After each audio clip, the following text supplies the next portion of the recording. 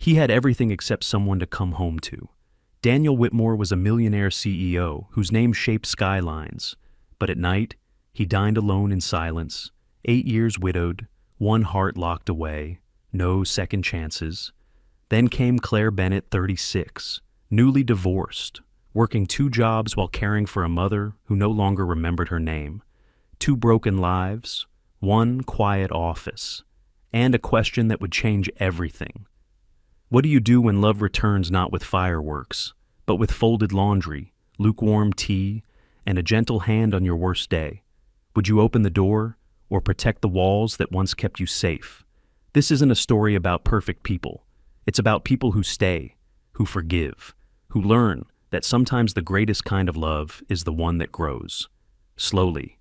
If this story touches your heart, let us know in the comments. And if you'd like more gentle beast healing stories like this, subscribe and stay a while. Now, let me tell you about the man behind the glass.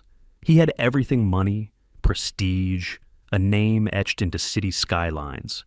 But no one ever asked who Daniel Whitmore went home to at the end of the day. Most didn't even consider that question worth asking. From the outside, Daniel's life looked perfectly constructed, like one of the many buildings his firm had designed across the Pacific Northwest. Sleek lines, impeccable finishes, no mess in sight. But anyone who ever stepped into his private office on the top floor of Whitmore Design might have noticed the stillness. Not the meditative kind, but the kind that whispered of something missing, something long gone. He stood the Friday morning by the wall of glass that faced Lake Union. Seattle's clouds hung low, softening the edges of the skyline. Below, the world moved, traffic pulsed, people hurried, but up here, it was quiet, always quiet. Daniel, now 45, had lived in silence so long it had become its own language. The office behind him was an architect's dream walnut desk, imported from Italy, shelves lined with design books, and a single photograph flipped face down in the drawer he rarely opened. A hint of lavender from the leather-bound notebook on his desk, a gift from a client. Unopened, everything was curated, everything in place, just as he liked it, except the people. He was on his 4th executive assistant in less than a year. The last one had left without finishing the 2-week notice. Too much pressure, she said, not enough acknowledgement. Some might have said Daniel was demanding, others, heartless. But he preferred precision. There was no space in his world for clutter or emotion. 8 years ago, his wife, Sarah, had died in a car accident on the I-5 coming home from visiting her sister in Portland. A drunk driver, middle of the day, no one expected it. One moment, she was texting Daniel to say she'd picked up his favorite jam from that little farm shop she loved. The next, she was gone. After the funeral, he returned to work the following Monday. People called it strength. He called it survival. He never spoke of Sarah again, not to family, not to friends, not to himself. The world moved on, and so did he, building one award-winning project after another. The business grew. His name graced the covers of architecture magazines. And still, at night, he went home to a house built for 2 but lived in by 1. His days were long, filled with blueprints, meetings, and impossible deadlines. His nights were longer.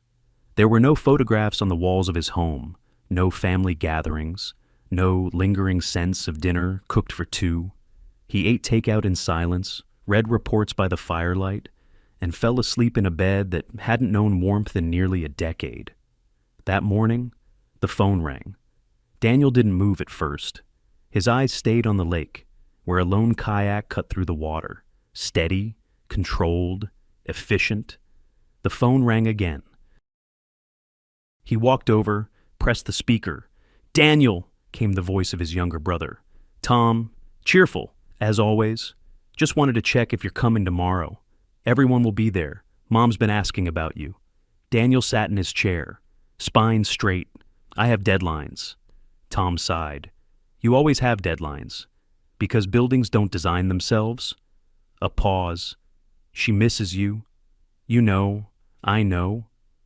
Daniel's voice stayed flat. "Give her my best. She doesn't need your best.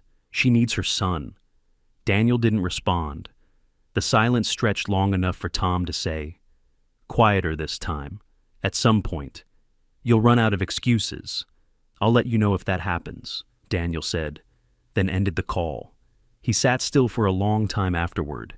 The silence in the room grew heavier, as if Sarah's absence had become a presence all its own.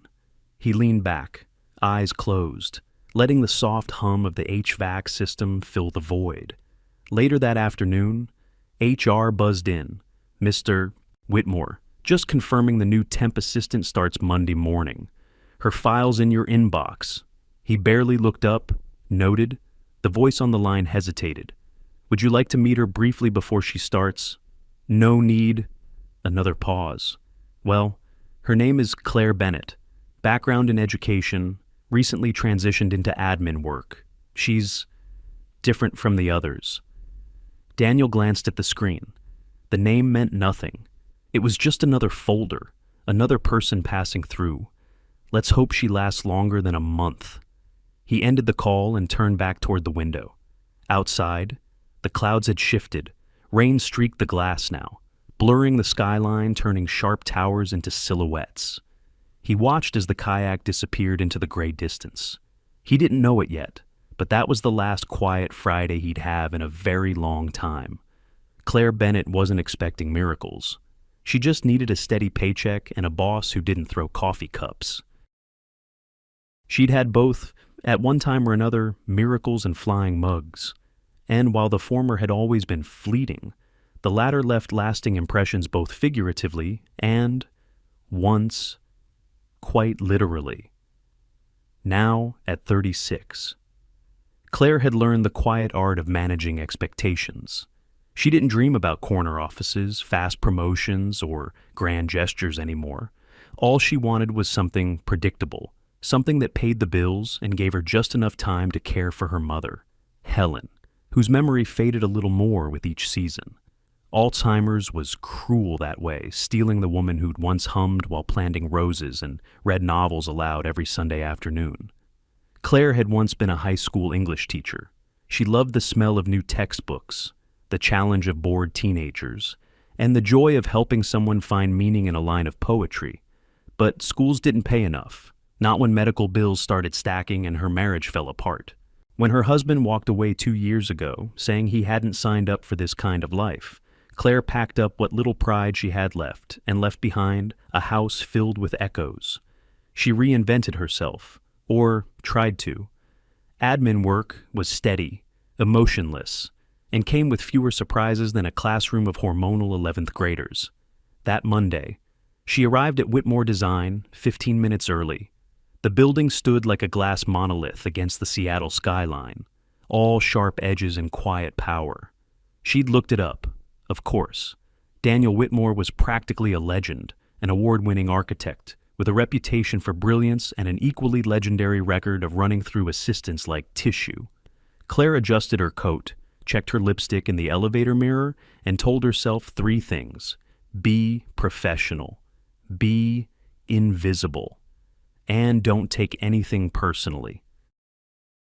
When the elevator doors opened to the executive floor, a receptionist greeted her with a clipped smile and directed her down a hallway that smelled faintly of cedar and cold coffee. "His office is at the end," the woman said. "He's expecting you." Claire knocked twice before entering. The office was as breathtaking as she imagined minimalist, modern, and silent. The kind of place where words didn't echo, they disappeared. Daniel Whitmore didn't rise from his chair. He simply looked up from a set of blueprints, nodded once, and said, "Claire Bennett, yes, sir. You're temporary. Start time is 8, sharp. Yes, sir. You'll find the project files on the drive. I don't do chatter." Claire nodded. Understood. That was it. 3 sentences, no handshake, no welcome. She didn't take it personally. Instead, she moved to the desk that had clearly been vacated in a hurry. The chair was still slightly turned, as if the last assistant had walked out mid-sentence. Claire sat down, placed her bag beneath the desk, and began to arrange her space. No scented candles, no motivational quotes, no family pictures except one small frame she kept tucked in the corner. a photo of her mother from 5 years ago, before the illness took root. Smiling, eyes bright, holding a book in one hand and a watering can in the other. That version of Helen still lived in Claire's mind. She opened a new notepad, scribbled a to-do list, then made her first move as Assistant A handwritten note placed carefully on Daniel's desk. Blueprints ready by 9 a.m., per your usual preference. She didn't expect him to read it. Most people didn't bother with handwritten anything anymore. But what she didn't see was Daniel glance at the note later that day and not throw it away. He watched her. In the quiet way he watched everything, noticing details, the way she moved like someone who'd been in rooms where she wasn't invited to speak. How she kept her head slightly bowed, but her eyes sharp and observant.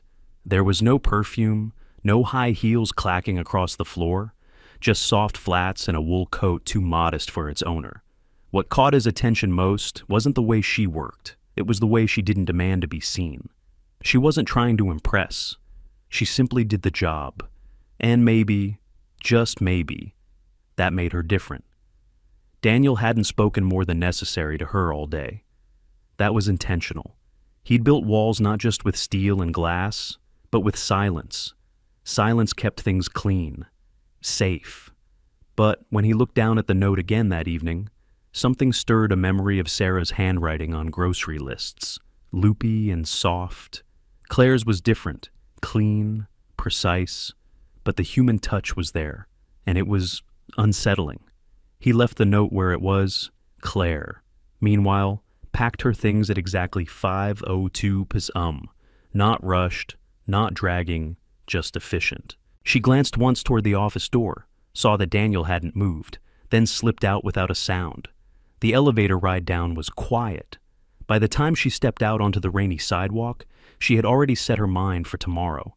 She didn't know if she'd last a week, a month, or longer. But she did know this. She wasn't afraid of silence. She had lived with it for years, and maybe that was why. Upstairs in his office, Daniel Whitmore didn't throw away the note she left. He placed it into the top drawer instead, right next to the pen he never used. Sometimes, it's not the grand gestures that shift a man's heart, but a cup of chamomile tea at 8 p.m. So, by the end of her first week, Claire Bennett had already figured out more about Daniel Whitmore than any onboarding document could teach. He wasn't someone who enjoyed pleasantries. He despised being interrupted mid-thought. He valued structure, precision, and silence. And Claire, as life had taught her, knew how to live in silence. She'd been practicing it for years, first through the breakdown of her marriage, then in the quiet hours sitting beside her mother, whose memories seemed to disappear like sand slipping through fingers. Claire had grown used to finding peace in the unspoken. So, when she started at Whitmore Design, she didn't try to impress Daniel.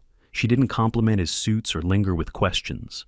Instead, she observed, she noticed the smallest things, like how he always placed his pen perfectly parallel to the edge of his desk, how he preferred holding physical documents, even though the entire firm had long switched to tablets, and how, every day at precisely 3:15 he stepped away from his computer to stare out the window, never longer than 60 seconds.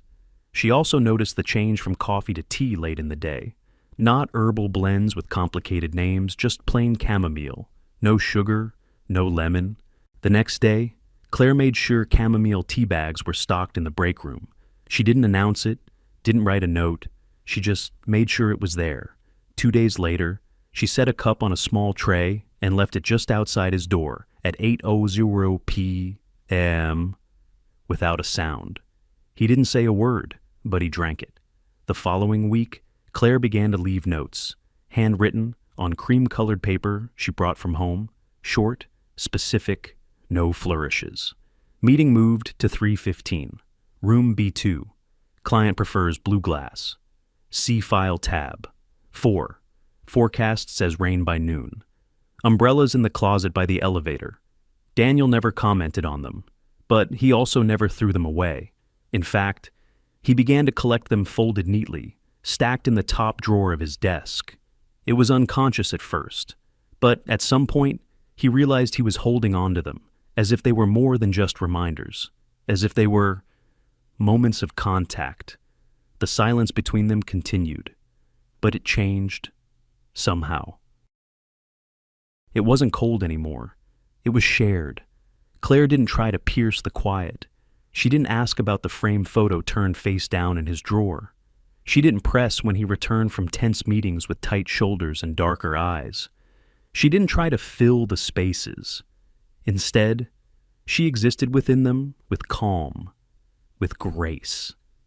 At lunch, she always sat in the small side lounge, reading or jotting down notes in a journal, never gossiping with others, never scrolling endlessly on her phone. Daniel passed her once and saw her writing in long, steady lines. She didn't notice him watching, but he noticed something. Her quietness wasn't emptiness. It was intention. One Thursday evening, near the end of a long week filled with zoning complications and budget revisions, Daniel was the last one in the office. The lights in the hallway had dimmed automatically, casting a golden hue across the floor. Rain tapped lightly on the window panes. His back ached, his head throbbed, and there it was again, a cup of chamomile, and something new, a small plastic container, neatly sealed, inside, 2 oatmeal cookies, speckled with raisins and dusted with cinnamon. A sticky note was placed on top. For long nights, he stared at it longer than he intended to. It had been years since anyone left him anything handmade, years since anyone even considered that he might need comfort. He picked up one of the cookies and took a slow bite. It was soft, warm in its flavor, the kind that reminded him of childhood and quiet kitchens and hands that baked without needing applause. And before he could stop himself, he smiled. It was barely noticeable, a soft lift at the corner of his lips. But for Daniel Whitmore, it was a shift, a breach in the fortress he'd spent so long building. He finished the first cookie, then the second, and sipped his tea with a kind of gratitude he didn't quite know how to name. There were no grand revelations, no tears. Just the quiet awareness that someone had seen his tiredness and answered it with kindness. He leaned back in his chair, staring at the sticky note. Claire had written nothing personal, no jokes, no hearts, no name, just 3 words. But those 3 words lived in his mind longer than he expected. He looked around the office, and for the first time, it didn't feel quite as empty. That night, before shutting down his computer, Daniel opened the drawer with all the little notes she'd left. He slid the new one on top of the stack and closed it gently. Then, for the first time in a very long time, he allowed himself to ask a question. Why does she care? He didn't have the answer, but he knew the question mattered. He never let anyone see him weak. Until the night he collapsed alone. It had started as just another long day. Meetings stacked back to back, client demands growing sharper, a miscommunication about steel delivery timelines. Daniel Whitmore had powered through worse. He always did. That's what made him who he was, a man who held the weight of glass towers and million-dollar contracts on his shoulders and made it look effortless. But even steel bends when the pressure is constant. By 9 p.m., the office had long emptied. Most staff had gone home to dinners, families, warm lights, and softer hours. Only Claire remained finishing the last set of presentation notes, her pen gliding silently across paper. She hadn't heard him fall. It wasn't a loud sound, just a soft thud, like a book sliding off a shelf. When she walked past his office and saw him lying there, slumped beside his chair, her heart jumped into her throat. Mr. Whitmore. She rushed in, kneeling beside him, her hands hovering unsure for the briefest second before checking his pulse. It was there, steady, but faint. His skin was pale, his breathing shallow. She didn't panic. Claire didn't allow herself that luxury. Not when she'd seen her own mother collapse in the kitchen 2 winters ago and had to carry her through 3 days in ICU. Action first, emotion later. She found his keys on the desk, propped him gently into his coat, and, with the help of a security guard, managed to get him into her car. The drive to his home was quiet, the city blurred past in streetlight streaks, her eyes flicking between the road and his face, pale and motionless in the passenger seat. When she pulled up to his house, a striking modern cabin nestled beside Lake Union, she was struck by how dark it was. No porch light, no welcome mat, just sleek stone and silence. Inside, the house was pristine, beautiful, and utterly lifeless. Claire laid him down gently on the couch, removed his shoes, and covered him with the throw blanket folded at the edge. Then, almost without thinking, she walked into the kitchen. It was spotless, not recently cleaned. Spotless never used spotless. The fridge was mostly empty. A few bottled waters, some expired yogurt, a single jar of jam. Claire found oats in a container of vegetable broth in the pantry. That was enough. She made a simple porridge, nothing fancy. Just warmth and salt, something grounding. She brought a bowl to the living room, but he hadn't stirred. His features were softer in sleep, less guarded, without the weight of his title or responsibilities pressing down on his brow. He looked not younger, but tired in a way that went far deeper than age. A folded blanket had slipped from the back of the couch when she leaned to check his temperature again. As she bent to pick it up, her hand brushed against the edge of a small wooden box tucked beneath the coffee table. It wasn't locked. It didn't even look hidden, just forgotten. Curiosity flickered, then guilt. But her fingers had already lifted the lid. Inside was a black and white photograph of a woman, smiling, beautiful, her arms wrapped around Daniel in a candid sunlit moment. There were other photos too, beach trips, birthdays, ordinary mornings, and in the very back, a hospital wristband and a sympathy card, unopened. Claire inhaled softly. She didn't know her name, but she knew her place, and she didn't need to know more. She gently closed the lid, her hand resting on the top of the box for a long moment before she reached over and placed her palm lightly on Daniel's shoulder. "I get it," she whispered, not expecting him to hear. "You're not made of stone. You're just tired of being seen when you're not ready." She sat in the nearby chair, watching the firelight flicker across the wood floors. The porridge sat untouched on the coffee table.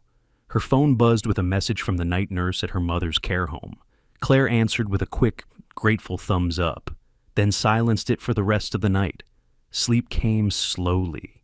She didn't mean to close her eyes, but exhaustion had a way of choosing for her. And when Daniel stirred hours later, disoriented and aching, the first thing he saw was Claire curled up in the armchair across from him. Her hair had fallen loose from its bun. Shadows rested under her eyes, and her coat was still on. A soft snore escaped her lips. Peaceful. Real. Daniel blinked, unsure if he was still dreaming. The fire had burned low.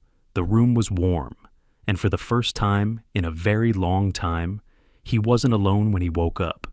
He slowly sat up, pressing his palm to his forehead. A dull headache bloomed behind his eyes. But it wasn't unbearable.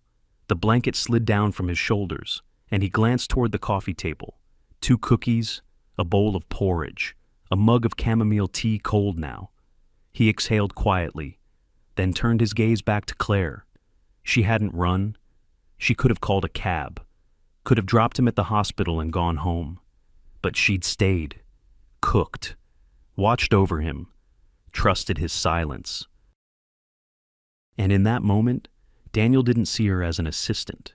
He saw her as someone who understood the language he lived in, someone who didn't ask for keys to his world, but waited patiently at the door, simply keeping watch. He pulled the blanket over her shoulders gently, careful not to wake her.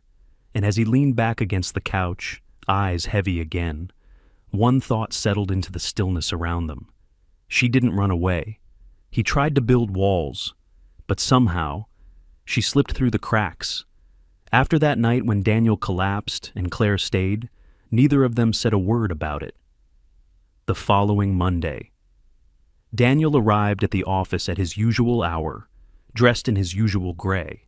Claire was already there, her hair pinned up, her desk tidy, her demeanor calm. She handed him the morning schedule without hesitation, and he took it with a silent nod.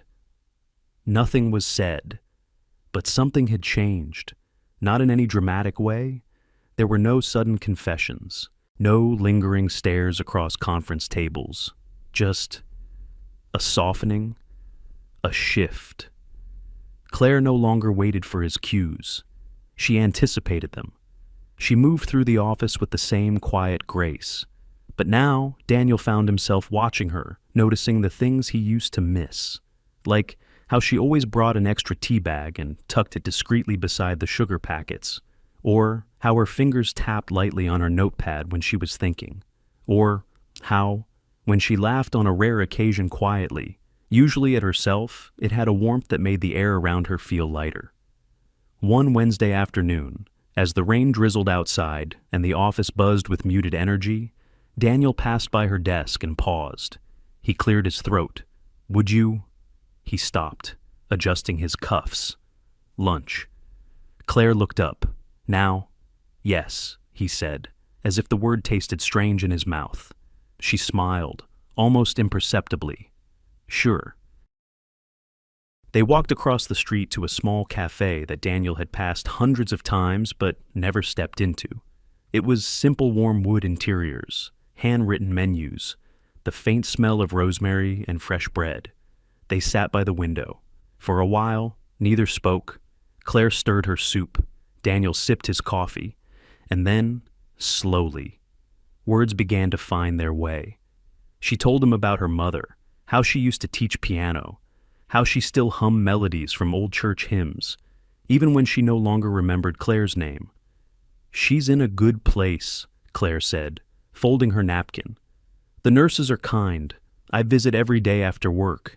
Even if she doesn't recognize me, I think something in her still knows." Daniel listened. Not the kind of listening people do while waiting to speak, but the kind that holds space. He didn't interrupt, didn't offer platitudes, and Claire, in return, didn't dramatize her story. She spoke with clarity, as if she'd rehearsed the words in silence long before. "I was offered another job last week," she said after a pause. "Higher pay, better hours."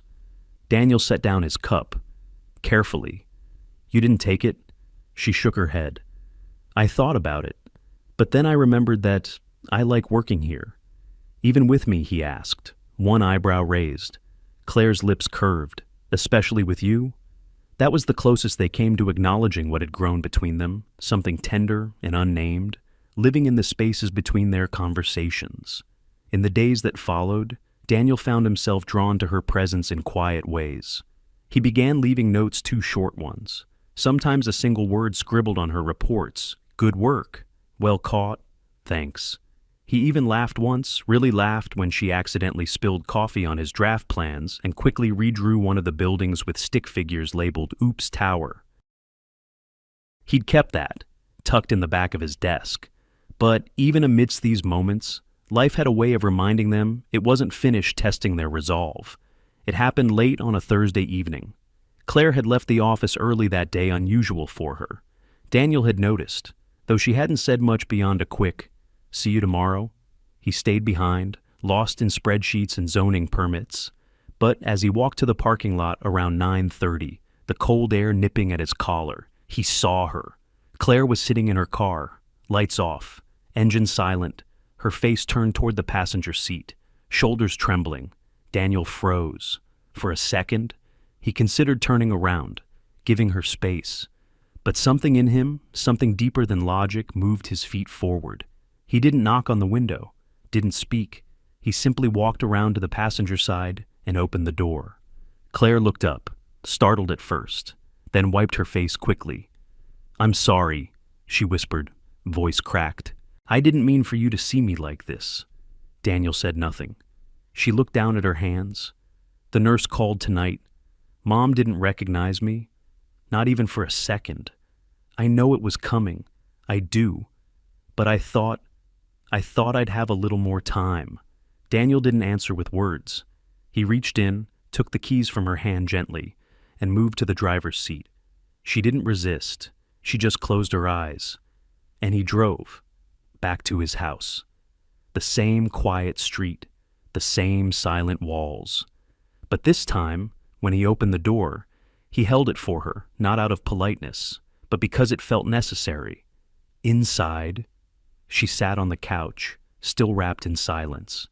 Daniel placed a blanket around her shoulders and didn't ask anything more. They sat like that for a long time. No tea, no notes, no plans, just two people, one breaking, one staying. Love grows quietly until fear shouts it down. Spring had only just touched the windows of Whitmore Design. Outside, cherry blossoms bloomed in soft defiance of the gray Seattle drizzle. Inside, fluorescent lights buzzed low and indifferent, casting long shadows across polished floors and quiet tension. Daniel hadn't told her about the meeting. Bradley Klein had come in that morning with a silk tie, a folder full of numbers, and a vision grander than Daniel cared to admit. His words were slick, like rain on marble. "You've built something beautiful, Daniel, but it's time to scale. Austin, Denver, maybe even Toronto." Daniel folded his hands. "At what cost?" Bradley smiled, streamlining. Every great leap comes with recalibration. The folder opened like a trap. Inside flowcharts, forecasts, staffing models. It looked logical, clean, clinical, and there, 3 pages in, under administrative support, Seattle was her name. Claire Bennett, position redundant. Daniel's pulse quickened. He said nothing. Bradley kept talking about margins, efficiency, the illusion of irreplaceability. "People adapt," he said, sipping espresso from a gold-rimmed cup, "or they move on." Daniel didn't agree, but he didn't disagree either. Not yet, because a part of him, a cowardly part, believed this might be easier, cleaner. Claire had always deserved more than the silent corners of his life. Maybe this was the nudge she needed to take it. He told himself this was protection. What he didn't realize was that silence could wound more deeply than rejection. Claire had sensed it days before the folder appeared. A subtle withdrawal, fewer glances, fewer notes, lunches skipped without reason. When she brought him his usual evening tea, he barely looked up. She didn't confront him, not right away. She waited, hoped it was stress, deadlines, his way of recoiling when things got too close. Until the afternoon she found the report. It was left by mistake half-printed, still warm from the copier. She wasn't looking for it, but the title Restructuring Plan Q2 jumped out like a warning bell. She skimmed quickly, heart pounding, until her eyes found her name. Underlined twice, recommended for early dismissal. She read it 3 times, then she stood quietly, walked to the break room, poured herself a glass of water she didn't drink, and returned to her desk. Daniel passed by 10 minutes later. She didn't look up, she didn't cry, not in the office. She waited until she was home, in the small studio apartment she shared with a rotating cycle of floral-scented candles and her mother's fading photo on the mantel. Then, sitting on the edge of her bed, still wearing her coat, she wept. Not because she'd lost the job, but because she'd thought foolishly that maybe she meant something more. That night, she packed a small box with her belongings, a pen Daniel had once lent her and forgotten, the dried lavender from their first client win, and the ceramic mug she never used but kept on her desk like a promise of permanence. The next morning, Daniel arrived to an office that felt colder. Claire's desk was empty, the chair tucked in, her drawer left open just enough to reveal it was bare. On top sat a sealed envelope and the office keys. He stared at it for a long time before picking it up. Inside, a letter handwritten in her usual neat, slanted script. "Daniel, I wasn't expecting permanence. I never asked for it. But somewhere along the way, I started to believe in the quiet you offered. I learned to read your silences, to find comfort in them. That's why this silence, this distance feels louder than anything else. I found the report. I saw the list. I understand what I mean to this company. What I thought I meant to you, you don't have to explain. I'm not asking you to. I just needed you to know this. You didn't lose me, Daniel. You just never dared to hold on. Claire." He read it again and again, each word carved into him with quiet precision. He didn't move for a long time. The building emptied slowly around him, footsteps fading like the final notes of a melody he couldn't quite name. Outside, the rain returned, tapping gently on the glass like someone too polite to knock hard. He looked around the office, the neat surfaces, the sterile light, and realized how empty it felt without the quiet hum of her presence, without the steady rhythm of her steps, the smell of herbal tea, the soft scratch of her pen across paper, all the things he thought he didn't notice. He sat down in her empty chair, and for the first time in years, he let himself feel something that wasn't strategy or control or calculated detachment. It was loss. And he had no one to blame but himself, because Claire hadn't walked away in anger. She hadn't yelled or slammed a door. She had simply stopped waiting to matter. And now, all that remained was a letter, a key, and the echo of everything he never said. She left, but pieces of her stayed behind. The following Monday, Daniel arrived at the office earlier than usual, not because of meetings, not because of urgency, but because the quiet had grown unbearable.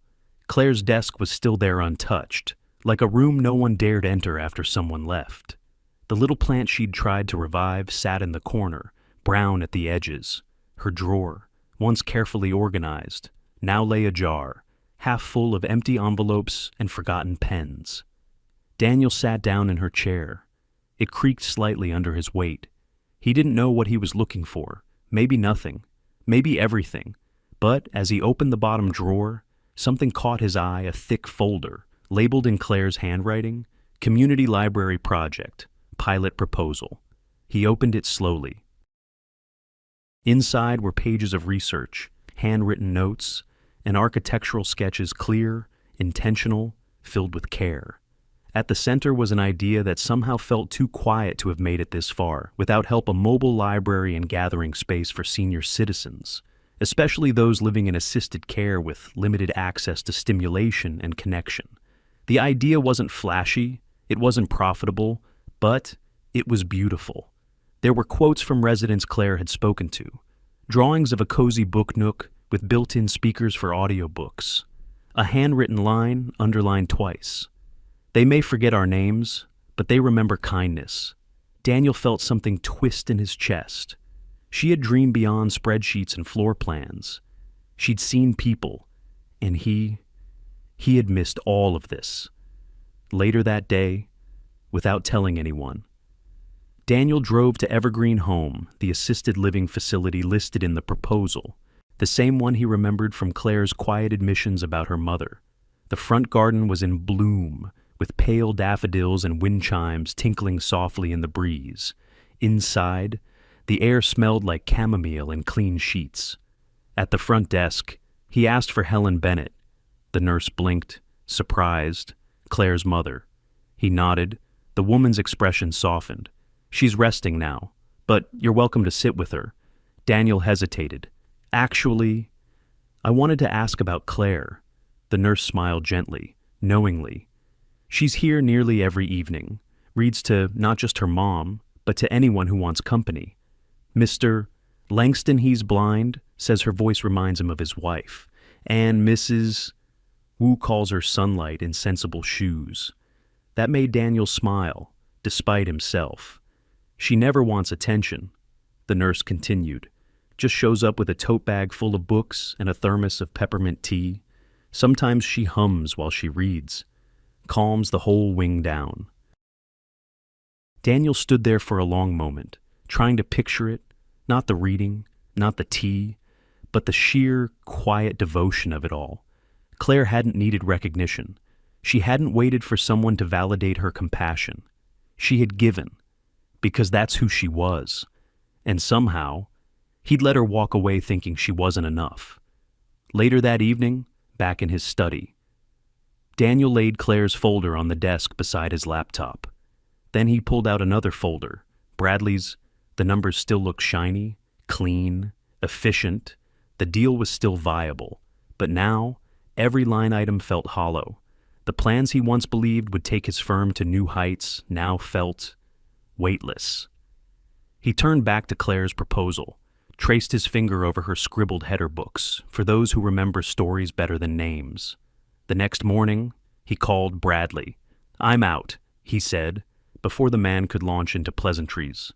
Out, the expansion, the streamlining, all of it. "I'm not signing." There was silence on the other end, followed by clipped laughter. "You're walking away from a national footprint because of sentiment?" "No," Daniel replied. "I'm walking towards something I should have valued a long time ago." He hung up before he could second-guess it. Then he opened a blank drafting sheet for the first time in years. His pencil moved without a deadline pressing against it.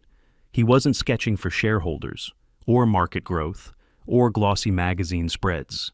He was sketching Claire's library, a structure nestled in a garden, natural light, curved shelves, listening corners, a reading bench designed with memory care in mind, a door that opened wide enough for both wheelchairs and hesitant hope.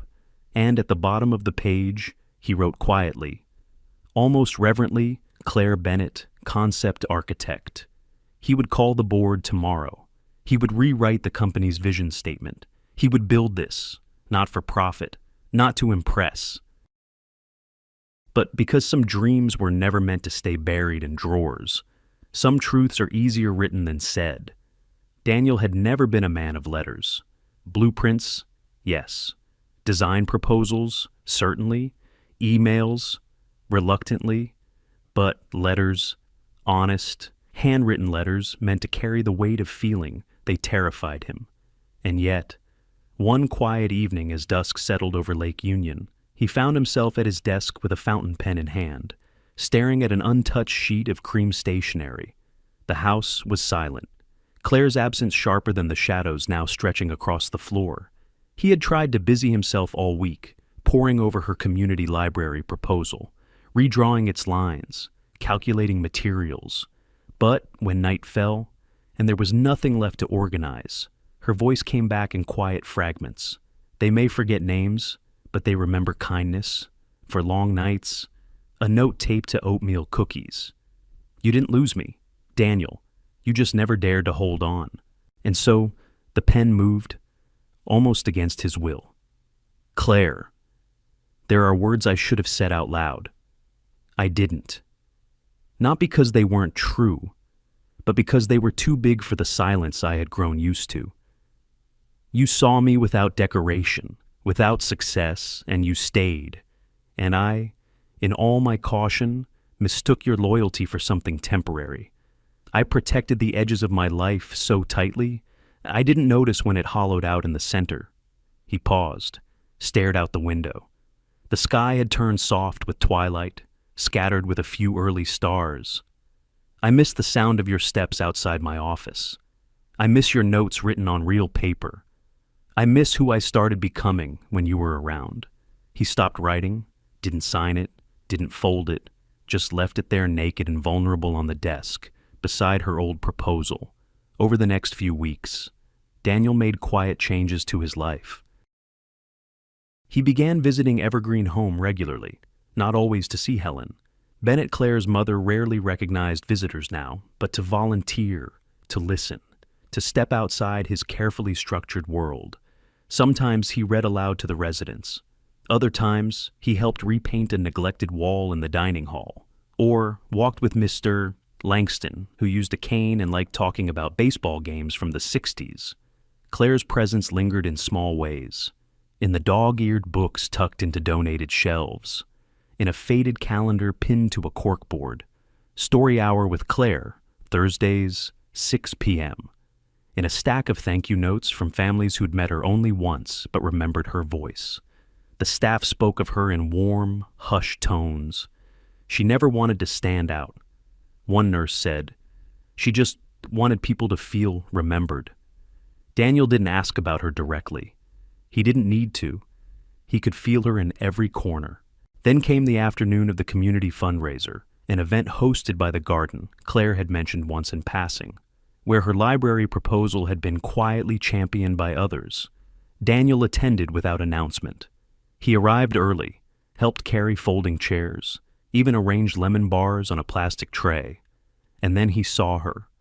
Across the garden, near the makeshift book donation table, in a pale blue dress that caught the wind just enough to reveal how thin she'd become. Her hair was loosely tied back, her face paler than he remembered, but calm. Claire. He stopped mid-step. She looked up, registering him in that strange, suspended way someone recognizes both familiarity and pain. Neither moved, neither smiled. It had been weeks, but some wounds didn't heal in days. After a long moment, Claire walked over, not hurried, not hesitant, just steady. They stood in silence, surrounded by the soft chatter of donors and volunteers. Then, without a word, she reached into her bag and handed him a folder, the same one. Her original proposal worn, annotated, slightly stained in one corner from tea or rain. Daniel took it with both hands, unsure what to say. Her gaze held his for just a beat longer before she turned to greet an elderly woman nearby, offering her an arm to lean on. And just like that, she was gone again. Present, but distant. Near, but unreachable. Daniel left soon after. He didn't stay for speeches or applause. That night, back in the quiet of his lake house, he reopened the letter. He hadn't dared read it again until now. It was all still true, every word, but it wasn't complete. He reached for the pen, the same one he'd used before, and added a single line at the bottom, "Come home." He folded it carefully this time, slipped it into an envelope, wrote her name on the front, but didn't seal it, not yet. She was never his employee. She was always his missing piece. The studio was nothing like the glass-walled office she remembered. Gone were the sleek partitions, the echoing silence, the sterile elegance of perfection. In its place stood a wooden-beamed structure tucked into a quiet patch of land on the edge of Seattle's Arboretum, an open space with large windows, a skylight that spilled soft light over drawing tables, and wide, welcoming benches crafted from reclaimed cedar. Claire stood just outside the threshold, her fingers brushing against the grain of the doorframe. She hadn't planned on coming. She'd received the envelope that morning, Daniel's letter handwritten, unsigned, except for two final words: "Come home." No demand, no explanation, just an invitation, and somehow, after reading it 5 times, folding and unfolding the page until the creases softened, she found her feet taking her here, now. She stood silently, the envelope still tucked inside her bag, heart pounding in a way she hadn't expected. Inside, Daniel sat alone at one of the low tables, a mug beside him, plans rolled out but forgotten. He looked up the moment she stepped in. Their eyes met, and this time, neither of them looked away. Claire didn't speak, neither did he, but his posture shifted. He stood slowly, uncertainly. The usual mask was gone, no stern CEO presence, no guarded pride, just Daniel, plain, quiet, waiting. He began, then stopped. She took a step forward.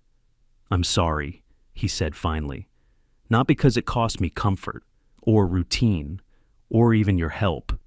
He swallowed hard. "I'm sorry because I was afraid of needing you, of being seen, of the ache that came with caring." Claire listened, her expression unreadable, but not closed. "I kept telling myself I was protecting something." He continued, "But really, I was just hiding." There was a pause. The quiet between them held more than words ever could. Claire stepped closer. She didn't offer forgiveness, didn't fill the space with reassurances. Instead, she did something far simpler, far braver. She reached out and gently laid her hand over his. The moment cracked something open. Daniel didn't flinch. He didn't pull away. Instead, he turned his palm upward and held on, fingers laced together in a way that felt more intimate than any confession. A long breath passed between them. "I almost let you go," he whispered. "You did let me go," Claire said softly. "But I never really left." The wind stirred through the skylight above them, rustling the edges of papers on the table. Somewhere outside, birdsong drifted in like a memory of spring. Daniel looked down at their joined hands. I kept building things, he said, but none of them felt like home. Claire smiled, just barely. I built walls, she admitted, quiet ones, polite ones. I told myself it was safer, that caring was optional. He looked at her then, fully seeing not the calm assistant, not the quiet woman who had slipped into his life, but the person who had quietly stitched herself into the rhythm of his days. I missed everything about you, he said, and I missed what we never got the chance to be, she replied. That truth settled gently between them like the settling of snow, soft and inevitable. There was no dramatic kiss, no trembling declarations, just a pause, just honesty, just two people brave enough to stand still and feel it. Finally, Daniel asked, almost cautiously, "Will you stay this time?" Claire didn't answer right away. She walked slowly around the room, fingertips trailing over blueprints of the library design, now half completed. Over shelves with books sorted not by title, but by memory cues, color, shape, sound. Over a photograph tacked to a corkboard of residence at Evergreen, smiling beside sketches. She turned back to him, eyes bright with something both fragile and fierce. "I'll stay," she said, "but not as your assistant." Daniel blinked, startled. Claire stepped closer. "I'll stay as your partner, in design, in vision, maybe someday even in life, but only if we're building something real this time." His chest lifted with a slow breath, and when he exhaled, it sounded like relief. "Real," he echoed. She nodded, with tea instead of coffee, with quiet evenings and honest letters, with spaces that feel lived in. Daniel looked around the studio, then back at her. "I cleared a desk for you," he said quietly, "next to mine." Claire tilted her head. "That's a start." Outside, the sun broke through a layer of cloud, spilling amber light across the room. Daniel offered her the second mug, still warm. Chamomile. She smiled. It didn't take a wedding, just a garden, a chair, and a cup of tea. 12 months had passed, not with fireworks, not with milestones posted for the world to see, but with quiet choices. Claire and Daniel had never spoken vows aloud, never signed papers or worn rings. Yet, somehow, their days had begun folding gently into one another, like hands that no longer needed to reach, because they were already intertwined. The studio Daniel once designed for solitude had grown into a space of belonging, where there had been glass walls and cold steel shelves. Now there were planters filled with herbs, bookshelves lined with well-loved volumes, and long communal tables where elders came to share stories, paint quietly, or simply sit without expectation. Claire ran the space like she had always done, everything with grace, clarity, and a tender kind of attention that made others feel seen. Twice a week, buses from the Evergreen home arrived, bringing with them wheelchairs, walking sticks, and weathered hands that had lived long, complicated lives. Claire was there to greet each one. She knew their names, remembered their preferences. Ruth liked her tea with lemon. Mr. Barlow refused to wear his hearing aids, but never missed a chess game. And Mrs. McCarthy, who rarely spoke, always smiled when Claire placed a knitting basket in her lap. Daniel often watched from the side, his heart growing softer with each visit. He still worked on designs, still met clients, but much of his focus had shifted. The firm now supported multiple community initiatives. Profit was no longer the only blueprint. His own lines had changed too. They blurred at the edges now, less rigid, more open. At home, the same quiet rhythm carried them through the seasons. Mornings began with soft music, mismatched mugs, and shared silence. Claire read the news aloud sometimes.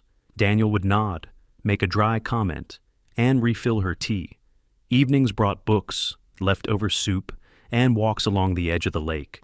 There was no performance in their life together, no need to impress, just presence. Still, not everything was easy. Claire's mother had entered the late stages of Alzheimer's. Some days, Helen smiled without knowing why. Other days, she grew agitated or fell silent. But Claire never wavered. She read to her every afternoon children's stories, poetry, psalms. Even when Helen no longer responded, Claire's voice remained steady, gentle, unwavering. "I don't know if she understands anymore," she admitted once, folding a worn copy of Little Women. "But I do, and maybe that's enough." Daniel didn't speak. He simply brought her a blanket and held her hand as she rested her head on his shoulder. It was a warm September afternoon, with leaves just beginning to hint at gold, when the moment happened. They were sitting together on the garden bench behind the studio, the same bench Daniel had carved by hand the previous winter. Birds chirped lazily from the treetops. A breeze rustled the lavender bushes nearby. Claire's hair was tucked behind one ear, her eyes watching the clouds. Her fingers, as always, found their way to his, resting gently over the back of his hand. "I was thinking," she said softly, "about how none of this was planned." Daniel looked at her profile, calm and familiar, like a poem he had finally learned to recite by heart. "I didn't come here expecting anything," she continued. "Just a paycheck. Just peace." He gave a small smile. "You gave us both more than that." She turned toward him, searching his face for something deeper, something she'd waited quietly to hear, but never asked for. Then, her voice barely above the wind, she added, "You never asked me to stay?" Daniel's breath caught. He opened his mouth, but she wasn't done. "But I always wanted to," she said. The silence after that wasn't awkward, it was sacred. He didn't rush to respond. He didn't reach for a clever answer. Instead, he turned toward her fully, lifted her hand, brought it to his lips. "I never knew how," he said, "how to ask, how to hold on." "You didn't have to," she replied. "You just had to stop letting go." They stayed there until the shadows grew long and golden. The hum of bees softened, replaced by the creak of garden chairs and the distant sound of wind chimes strung between the trees.